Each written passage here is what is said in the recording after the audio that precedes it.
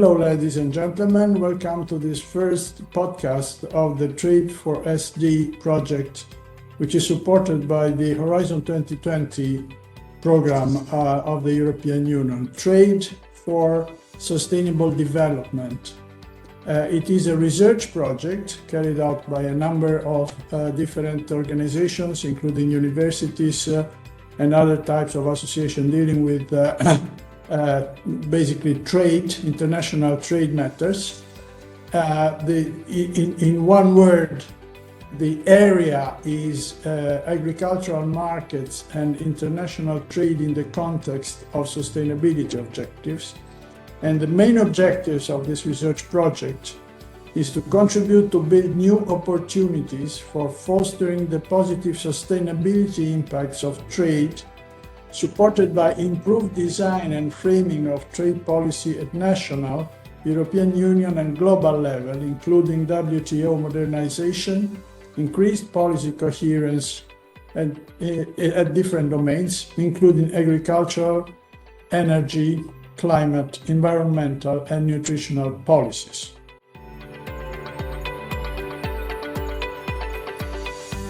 We have invited a number of guests in order to provide different points of view, different perspectives as to what regards the objective of the project.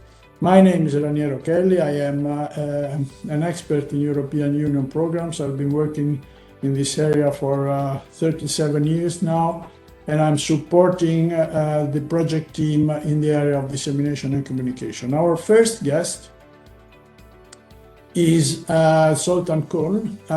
He's a nature conservation expert, and he's also a member of the Lumina team who supports the project. Hello, Zoltan. Good morning. Good morning, everyone. Thanks for the opportunity to be part of the podcast. Thank you to be with us.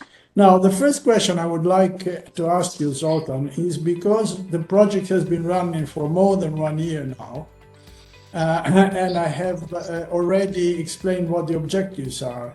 Now, do you think after more than 1 year in the project and having started different activities, do you think that the objectives are still valid, or should they be updated or changed due to the extremely fast changing global environment? Many things have changed in the last 1.5 years. So do you think the objectives should be slightly revised or rethought of?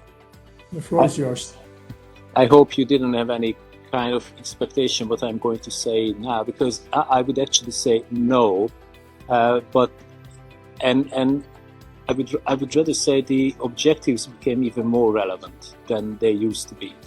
I think the war, I'm based in Hungary, and most of us here in Europe suffer of the consequences of the war in Ukraine. I think that also shows how vulnerable our system is. The COVID pandemic also proved that actually the whole trade, global trade, is very vulnerable to outside influences. So I think we need to have a trade policy that actually takes the sustainable development goals very much into account, even more than in the past.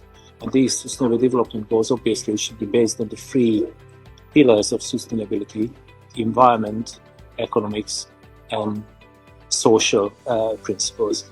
Maybe even I would say, because I like the concept of the prism of sustainability coming from the Wuppertal Institute, the management, how we can manage these 3 pillars and how trade policies can contribute to it. So I would say no, the objectives should not be changed. The objective became even more relevant, and I hope that the policymakers are going to listen more to the outcomes of projects like ours. Thank you, Zoltan. So you confirm, I think this is a very important point that you made, that these externalities like the COVID-19, but also, for instance, the evolution of the climate change, have made the objectives still more valid than before, right? But do you think that these externalities, these changes in the external world, will have an impact on the relationship between international trade and the Sustainable Development Goals? Yeah, I think so. If you look at the two relevant UN convention, or maybe the most relevant, I would say, the UNFCCC, the Framework Convention on Climate Change, and the CBD, the Convention on Biological Diversity, the negotiations during the Conference of Parties at both of the meetings confirmed that countries and hence markets and trades are more and more vulnerable to the impact of climate change and the impact of the biodiversity loss. I was actually attending the COP15 of CBD in Montreal last year in December, where I could see how important is the negotiation between the various countries, various signatories of this CBD, how important diplomacy is, and how much trade, for instance, linked to genetic resources or linked to wildlife, are important to certain countries. So trade policies can significantly influence the sustainability of our natural environment, I think. Okay, thank you, Zoltan. And just one last, very, I would say, strategic and delicate question. We have here two very big international organizations, the European Union and the United Nations. And the United Nations have formulated the 17 Sustainable Development Goals. Now, do you think that the EU policies in terms, for instance, of fair trade are coherent with the implementation of SDGs? If yes, in which way? If not, how could they be improved? How could this coherence be improved? Again, I'm as I said, as you said at the beginning, I'm a nature conservation expert, so I have only, how should I say, no scientific knowledge on the direct impact of trade, but or trade policies. But the EU, first of all, the EU is always seen as a leader in the on environmental topics in the international arena. My immediate response to your question is no. Our policies are still not in line. For instance, the forest degradation law, which has been approved last year by the Parliament and by the Commission, proved that there is still place to improve our policies in Europe into the direction that, for instance, we are not causing forest degradation or deforestation outside the European Union. Why? Because the EU is a huge market, and obviously our consumption patterns have really big impact on other countries. I wrote a blog post, for instance, on the website of Trade for SD, which was about a very strange subject, how a non-trade policy can influence trade, and how this non-trade policy can influence an action of a country. And that was the Renewable Energy Directive, which actually led to a huge increase of firewood import from the US to the European Union simply by our action in the EU to designate firewood as a carbon neutral renewable energy source. And suddenly the import from the United States skyrocketed. So I think, again, the answer to your question is no, there is room to improve. I think there are good signs, like the deforestation law that was approved, but there are also some worrying signals still in the EU level. So there is a lot of room to improve. That's why, again, such a project like ours can contribute significantly to policy development within the EU.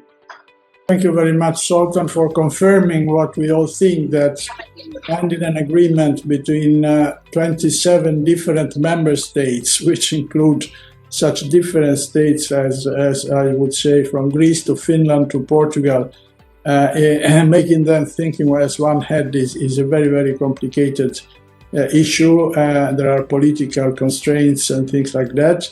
Let us hope that the outputs of the project, of the Trade for Sustainable Development project, will manage to formulate some policy recommendations which will be taken up and listened to by the political level in order to increase this coherence.